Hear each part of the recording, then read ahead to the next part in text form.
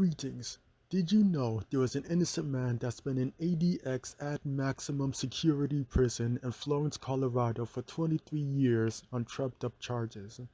His name is Dr. Malachi Z. York, misnomered Dwight York. And the trumped up charges are 1. RICO, 2. Racketeering, 3. The Mann Act. Now, the Mann Act is transporting minors across state lines for intentions of sexual intercourse, which is not the same as actually having molested nor raped any child or person. Now, the moment you transport any child from one state to another, whether the child is related to you by blood or not, whether the child is related to you by blood or not, the child could be adopted, you can be accused and arrested that you are trafficking or your intentions with the child is sexual in nature. Now, how do you determine someone's intention? That's just like going into a store like Walmart. You're walking around and then you get accused that your intention was to steal. And to make matters worse, the media, certain people, and certain companies will either make a documentary to paint a negative picture and keep telling this narrative that he's a cult leader, that he's a molester, a monster, and hopes people will be lazy and uncaring so that their listeners will look at them as an authority on information and believe whatever they say without looking more into the case and evidence that he is an innocent man. Evidence like court transcripts, no DNA evidence, and the kangaroo courts. Now, one of the things you can do to help free him is sign this petition on change.org, which is the link in the description below. Now, I'm going to go over and show you the list of people that's been freed over the years after serving many years, sometimes decades even, in prison, only for evidence to prove that they was innocent all along. Now, for each person, I'm going to provide a link for any news article or video for each person in the description below. Now, before we begin, let's keep the definition of these words in mind. Words such as accusation, charge, allegation, and assertion. Let's look at the definition for the word allegation. An allegation, 1, an act of accusing or the state of being accused. 2, a charge of wrongdoing that is made against a person or other party. 3, the act of accusing or charging with a crime or with a lighter offense. Now notice at number 2, there is a word underlined, and that word is charge. Let's look at the definition for the word charge. 1, to make an assertion or accusation against, especially by formally ascribing guilt or blame for an offense. 2, to place the guilt or blame for. 3, to assert as an accusation. Now notice again at number 1, the word assertion is underlined, and at number 3, the word assert is underlined. Now we're going to get to the definition of the word assertion after we get to the definition of the word allegation. So yeah, first let's get to the word allegation. Let's get to the definition of the word allegation. Now, allegation, an assertion that someone has done something wrong, often without proof. 2, an assertion that someone has engaged in an unlawful act. 3, the act of alleging or positively asserting. Now notice the word assertion is underlined at number 1 and number 2. Now let's get to the definition of the word assertion. Now, 1, something declared or state positively, often with no support or attempt at proof. Now let's keep these words in mind because at towards the end of the video, I'm gonna go back to these words as a summary to show you that most people are accused and charged, but because there are no evidence to suggest to since there's no evidence as proof that they done it, it's really an allegation. It's really an allegation and assertion by definition, and they spent years in jail because of it. Now, okay. First name we have is Robert Johnson. He was in prison for 29 years from 1996 to 2025 on accusations of murder. Since there was no physical evidence linking him to the crime, he was declared innocent. For the second person we have is Corey Atchison, who had been in prison for 28 years. There was no physical evidence linking him to the crime, and the witnesses was coerced to give false testimony.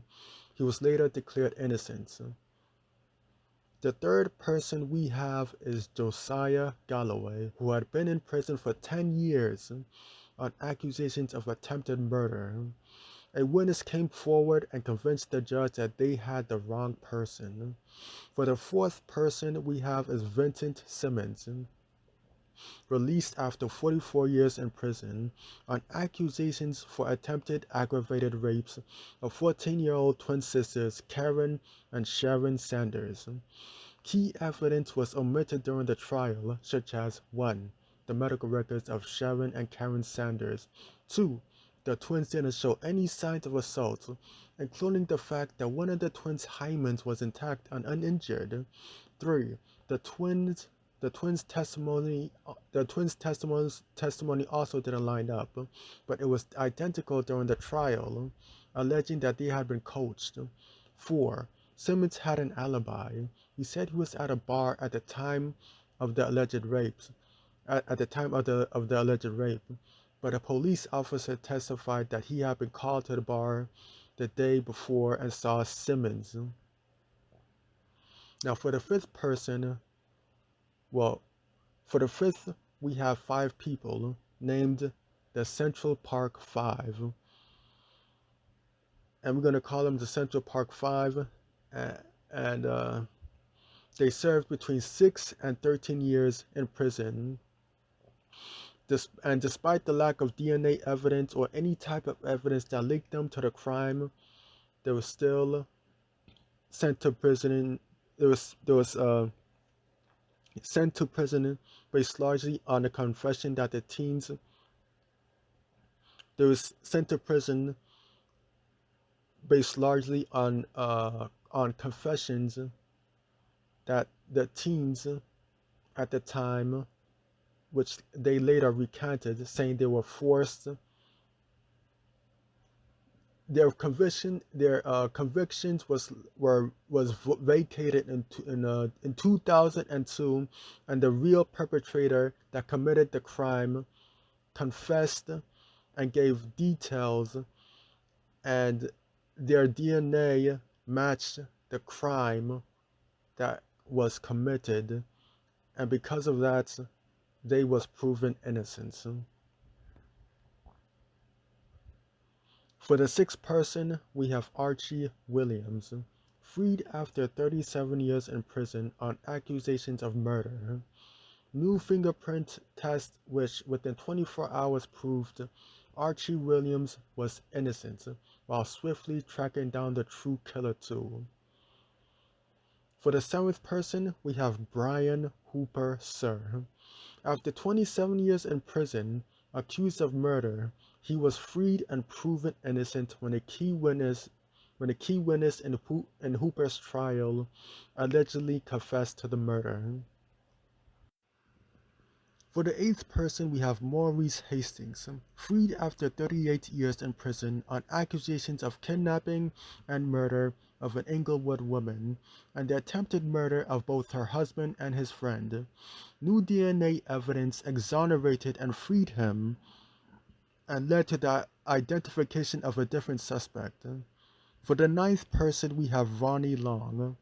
He was wrongfully convicted and imprisoned for 44 years on accusations of rape.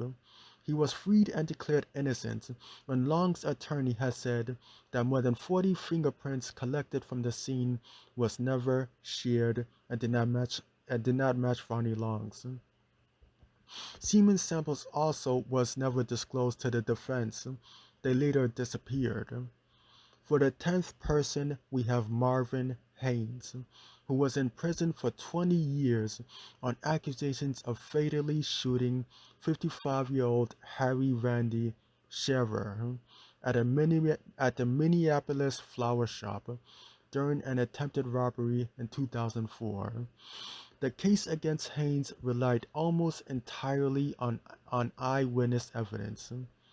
One witness later said he never got a good look at the suspect, and another recanted his testimony. There was no forensic evidence such as fingerprints or DNA,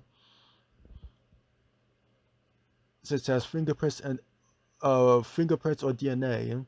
There was no video connecting him to the crime. The murder weapon was never recovered. He was therefore freed and proven innocent.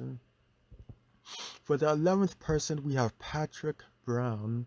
After spending 29 years in prison on accusations of raping his 6-year-old stepdaughter, he was freed after the victim herself insisted for 20 years that he is not the man who raped her. For the 12th person, we have Lamar Johnson. Freed after spending 28 years in prison on accusations of murder, he was proven innocent and released from prison when the real killer confessed. For the 13th person, we have Glenn Simmons.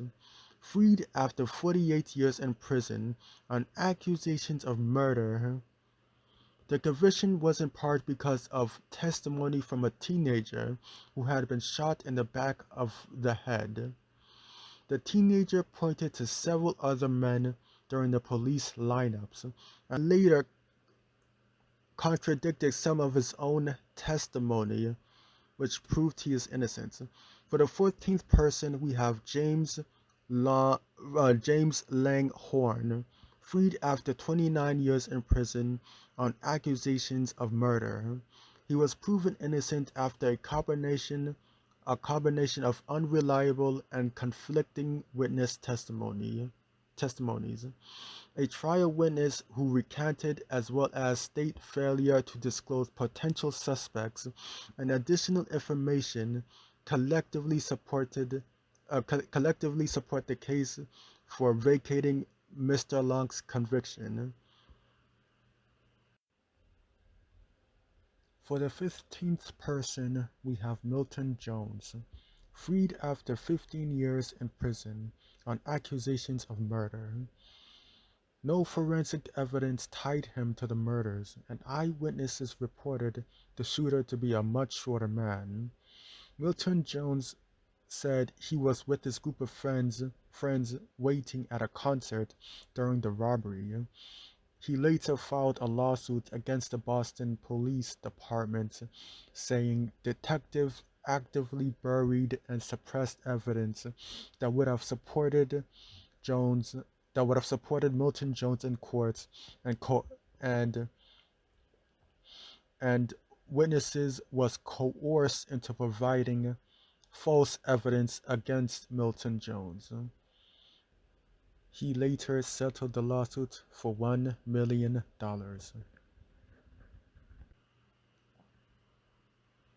For the 16th person, we have Hilton Keller, freed after 33 years in prison on accusations of robbery and murder.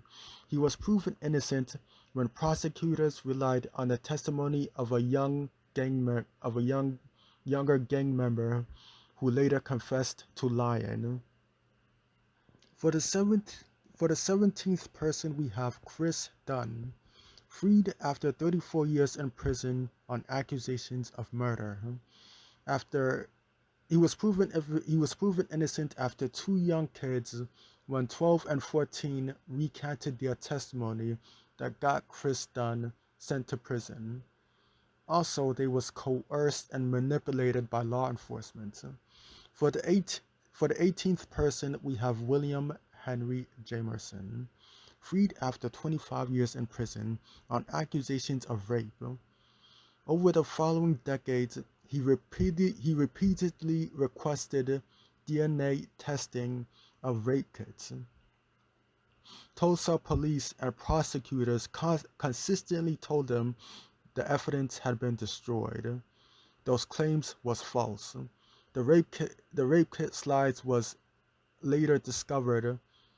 eventually discovered in a police property facility.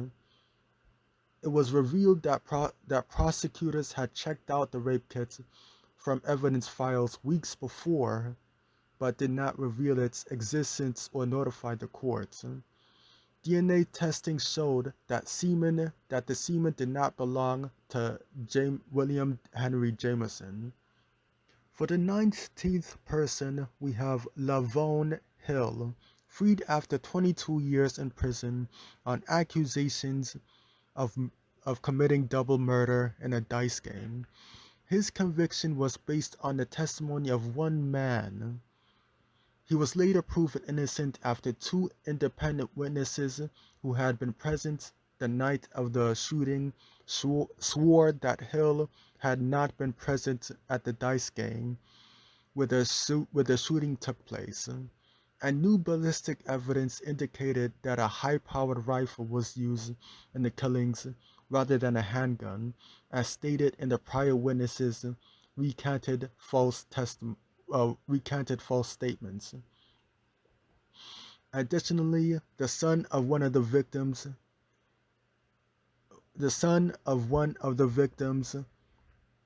of the crime, the son of one of the victims who does not know Lavone Hill, shared that another man had confessed to killing his father. For the 20th person, we have Arvell Marshall, freed after 16 years in prison on accusations of murder. He was freed and proven innocent after videos showing the real murderer was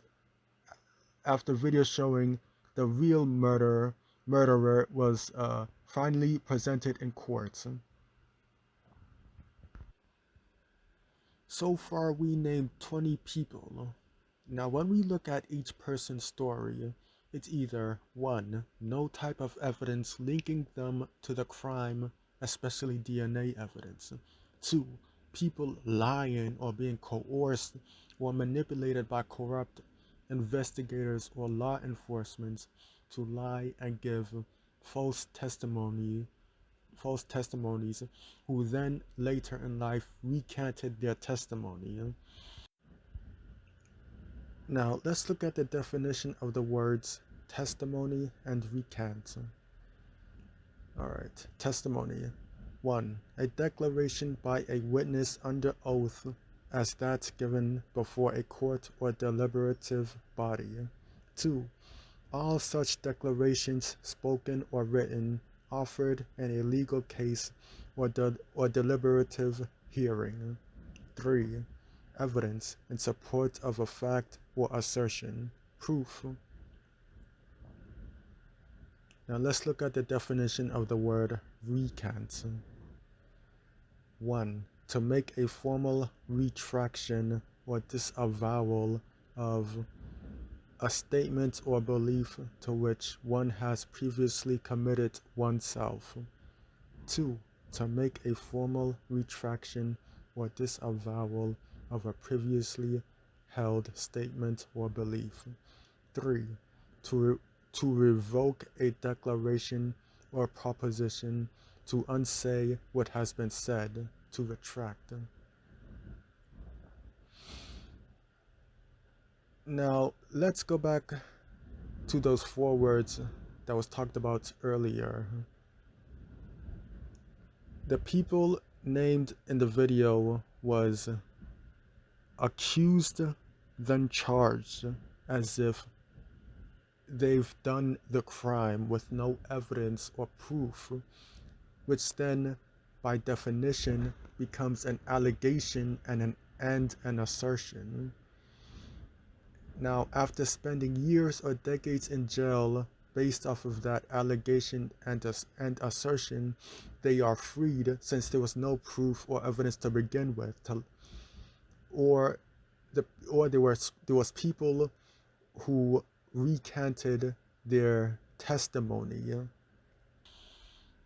It's even worse when the news or media companies paint a negative picture of someone as if they'd done the crime to put in the minds of the people watching their programs that the person that will be put on trial is guilty way before the court trial even begins. It happened to the people linked to the Central Park 5 case, and it happened to Dr. Malachi York's case. So think about all the people falsely accused of a crime they didn't commit and the years they spent in jail before you assume someone did the crime based on the news or a documentary. Okay, that's it for now.